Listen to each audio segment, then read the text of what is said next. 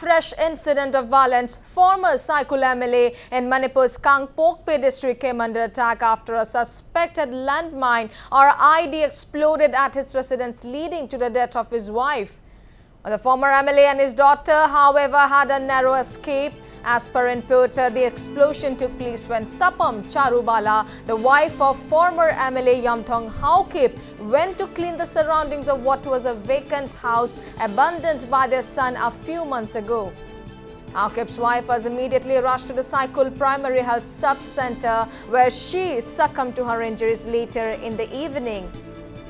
Sapam Charubala had suffered severe injuries in the explosion, while some sources stated that the son had abandoned the house when the explosion took place following a family dispute. Now the question that arises is that who is behind the planning of the suspected landmine or IED in the abandoned compound? Was it targeted at the MLA and his family? Is any proscribed group behind the attack? Well, the explosion also draws focus to the easy availability of arms and explosives in violence-wrecked Manipur. This incident comes after 3 people were killed and several injured in a fierce gun battle between a Kuki rebel group currently under truce and village volunteers in Manipur's Tengnopal district on Friday.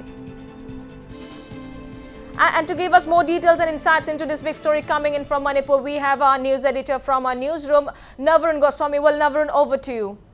Yes, Reshma, another shocking incident from Manipur. Initially, the reports that we are getting is that some unidentified miscreants may have hurled a bomb which led to the killing of the former MLA's wife. But what we are learning right now is that it was already planted there. It's suspected to be a landmine or an IED, most probably a landmine. And the explosion occurred when Mrs. Haokip, the wife of the former Saikul MLA, went there to clean the surroundings, to have a look at an abandoned house that was vacated, abandoned by her son months back.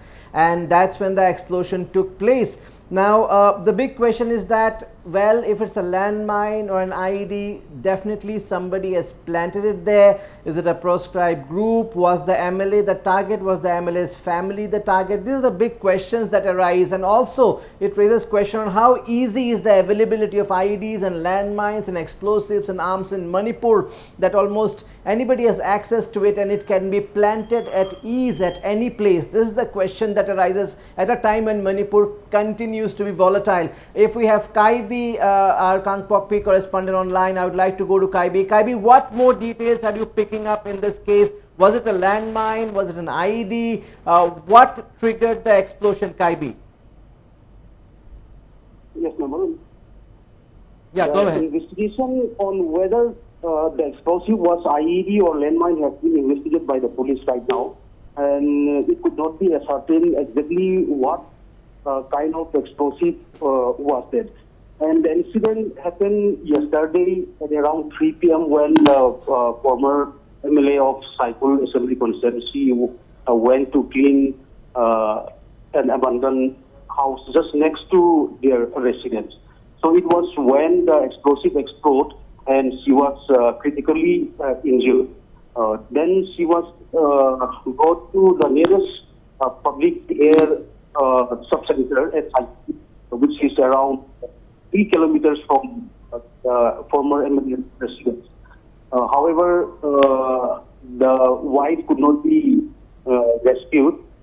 She succumbed to her injuries at around 11 p.m. in the evening.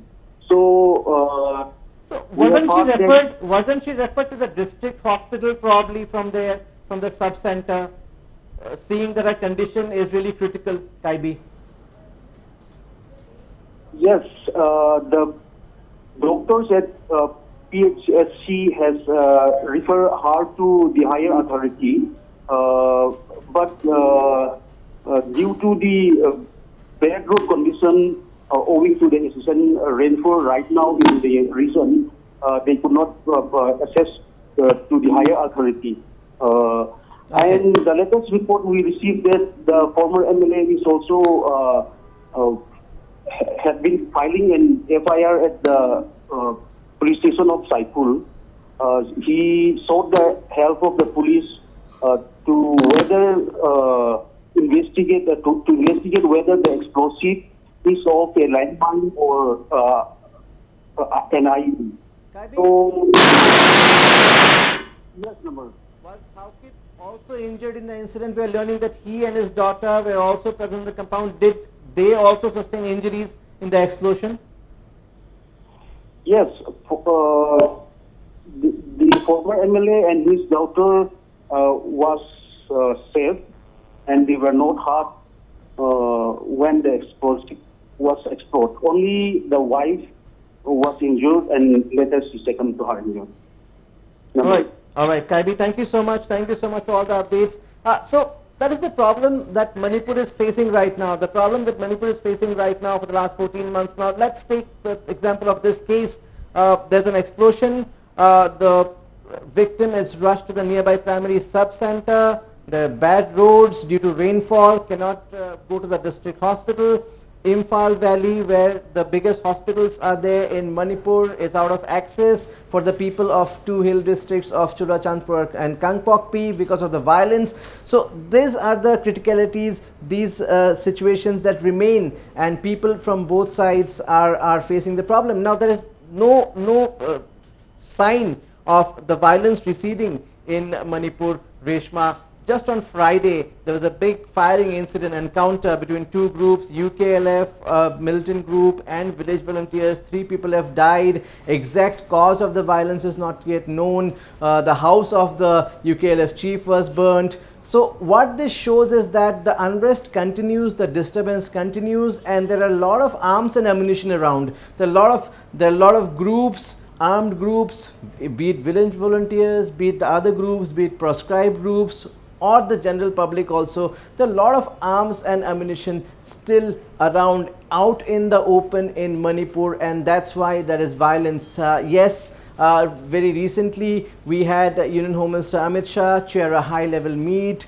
So Manipur Chief Minister N. Biren Singh had its first meeting with Prime Minister Narendra Modi. Recently, Prime Minister Narendra Modi took stock of the Manipur situation. Efforts are on to restore peace and normalcy. Steps are being taken. What we have learnt is that the state government, the centre, is also trying to bring groups, leaders and people from both communities to have dialogues at various levels, but the disturbance still continues. The firing incidents continue. If we talk about Jeribam, uneasy calm still prevails in Jeribam. So a lot to tackle as far as Manipur is concerned, and definitely Chief Minister N. Biren Singh still has his task cut out. Reshma.